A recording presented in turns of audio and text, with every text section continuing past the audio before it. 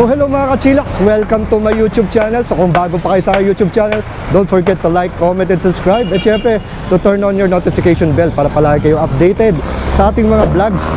So ngayon, nandito ulit tayo sa Quezon, Mandaluyong. Ito yung Kalentong or sa lugar ng Mandaluyong. Pag nakita niyo yung Mercury Drug Kalentong, tapat lang, medyo malapit. Ayun, tabi siya ng close stick. Tapos ito, daang bangkal, tumba-tumba. Tapos pasok na tayo dito, ayan. May pasukan siya dito. Makikita nyo yung print and sign, lakad lang kayo. Lakad lang kayo dito. Then makikita nyo the usual. Kung nanood kayo sa akin part 1 ng aking vlog, Tumba-Tumba Crispy Pata. Then ito na ang Quezon Mandaluyong branch. Yeah.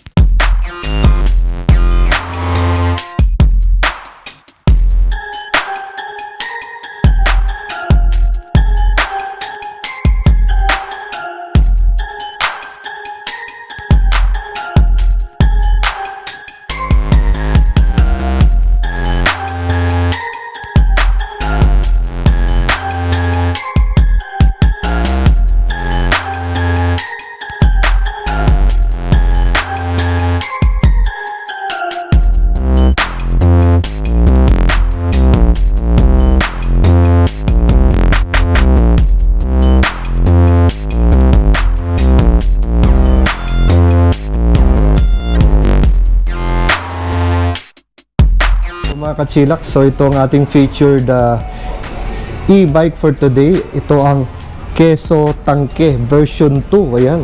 So ito ang version 2. So nakita nyo naman i-intro nito ni Tangke, di ba?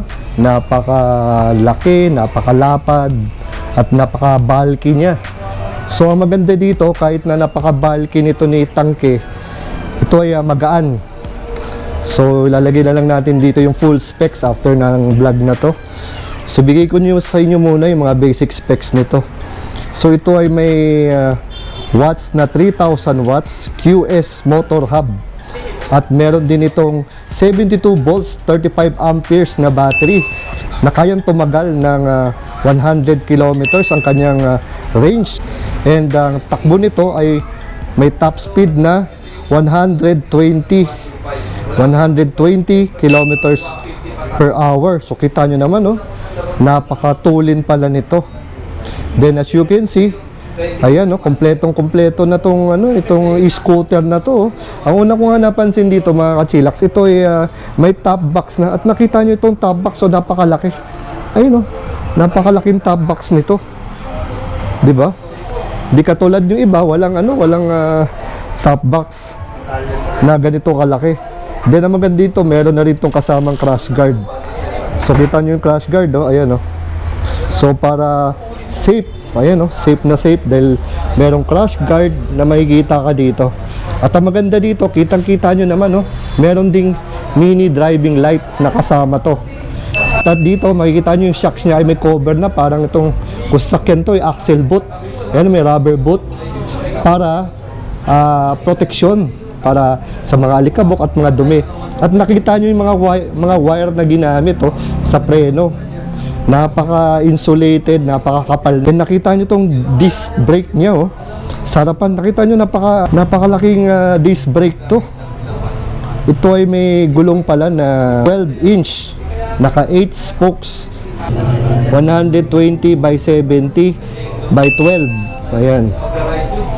So parang ang gulong nito parang pang na rin, pang motor na rin, no? So kitang-kita naman dito. Then ito ay may 2-pot Brembo caliper, front and rear. So yan, no? So naka Brembo na pala to, Brembo na brakes. So kilala ang Brembo sa pagiging magandang klase na preno. So yan, no? So So kita nyo naman dito, solid steel, alloy, na pwede ring lalagyan. At itong crash guard, sa buong harapan. Then, ito ay may alloy brake levers na dito. Ayan, as you can see, meron siyang bulsa dito, meron tang USB port dito, at ito yung kanyang susi. So, ito ay alarm and keyless na. Ayan. Then, kitang-kita nyo, dito na yung parang repair, reverse, speed 1, 2, 3, yung mga ilaw. Dito yung hazard light niya, low and high beam, left and right signal, busina, then park. Ayan na, dito na. So, sabi dito, ito ay alloy, brake levers, and fluid tank. Dito, solid steel din. Then ito nga, yung top box niya. As you can see, dito naman sa gilid niya, ay yung crash guard niya, alloy. Ang ganda ng crash guard nito. Ang ang pormadong-pormado. Hindi pa to adjustable. So, ang ganda rin ang forma ng kanyang shocks. Then, dito yung pinakamotor niya, rear hub. Ayan, yung OS motor. Ayan, so ito yung pinaka-step nut ng angkasan. Then, nakikita natin, ito yung kanyang tapalodo. Dalawa, meron pa dito, tsaka meron pa para sa gulong, para siguradong iwas putik. Ito kanyang ilaw, So, maya-maya buksan natin yung ilaw para makita nyo yung itsura. So, ito yung, ayan, ito yung kanya sa pinakalikod. So, not bad itong, tangke natin, So, yun. Kaya siguro tinawag na tangke kasi mukhang tangke din yung itsura, Ayan, Keso tangke. Ayun, So, ngayon, buksan natin yung ilaw. So, yan, buksan muna natin yung ilaw sa ilaw. Ayan, Ayan.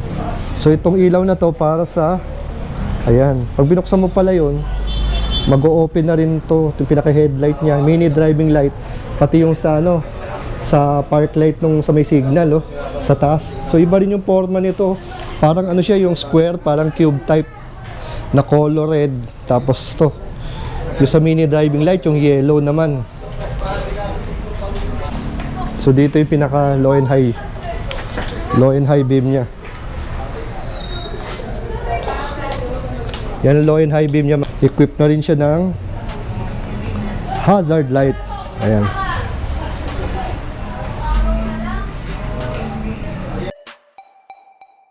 Meron siyang hazard light. Ang maganda pala sa hazard light nito, ang ganda ng itsura, para siyang cube or parang rectangular na napaka-cute. So, tingnan natin yung ilaw sa likod. So, lahat ito ay naka-LED na.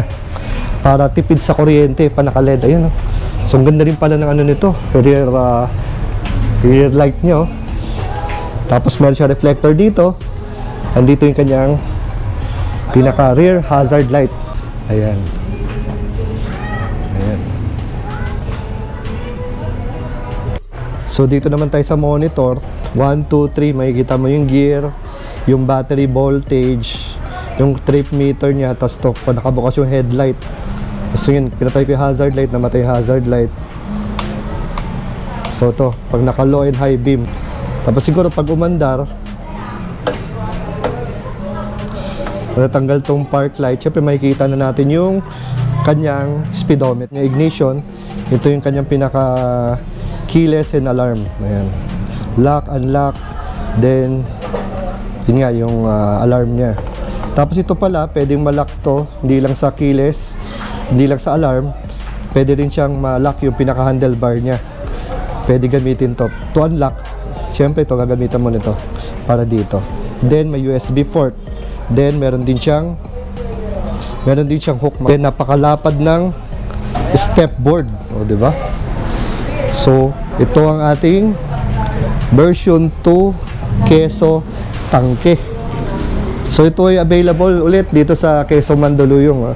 As you can see, ito yung pangalawang vlog natin dito sa shop nila sa Quezon Mandaluyong. So kung malapit kayo sa area or napusuan nyo talaga dito, hanapin nyo lang si Sir Richard at siguradong matutuwa kayo sa presyuhan dito. At the same time, syempre magpaturo na rin, test ride nyo rin for yourself para ma-feel nyo kung para sa inyo tong e-scooter, tong Keso tangke. As of na wala silang wala silang test unit dito kaya hindi natin to ma-drive. Pero kung makikita natin yung isang keso nila, yung K350, napakaganda nun. So napakagandang unit to. Ngayon, ito lang pala yung tangke. So napapanood ko lang din to sa YouTube. Ngayon, nakita ko meron na rin si Sir Richard. Kaya pumunta tayo dito sa Mandaluyong para bigyan kayo ng impormasyon, bigyan kayo ng idea dito sa ating napaka-bangis na unit. Ito ang Keso Tangke.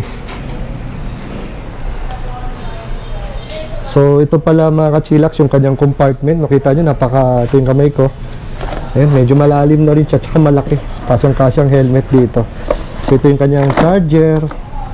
Then siguro ito yung niya, side mirror. Then meron din siyang breaker. Ayan. O diba? Sulit na sulit kayo. Then solid na solid itong mga yung mga rear carrier nyo. Then yung mga gusto ko dito yung mga wires na ginamit niya, napaka-insulated. At kita nyo doon sa loob, ayan makakapal yung wires. So hindi ka matatakot na baka matunaw, maputol. Kasi magandang mga wires na ginamit dito. Subok na yun sa looban niya. Then yung kanyang pinaka-crash guard dito, ayan alloy. Ayan, then meron siyang reflector dito. Then lagayan ng plate number dito. Ayan. So doon tayo sa pinakaantay ng lahat.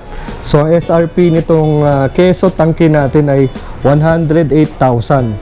Sa mga gusto magpa-reserve, magbayad lang daw ng 30,000. So look for Sir Richard. Ayan. So imagine nyo, for 108,000 magkakaroon na kayo ng unit na ganito.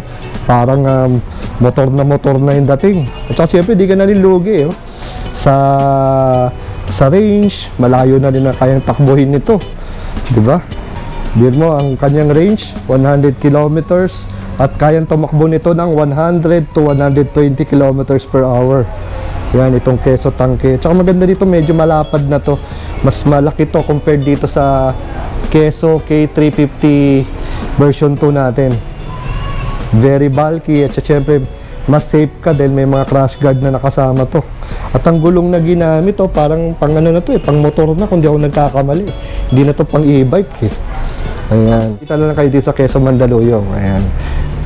And mas maganda rin syempre tawag or message mo na kayo sa kanilang FB page. So yun mga kachilak, sana gusto niyo ating munting content tungkol dito sa ating Keso Tangke. So till here, this is Well Esquila. Ride safe and God bless.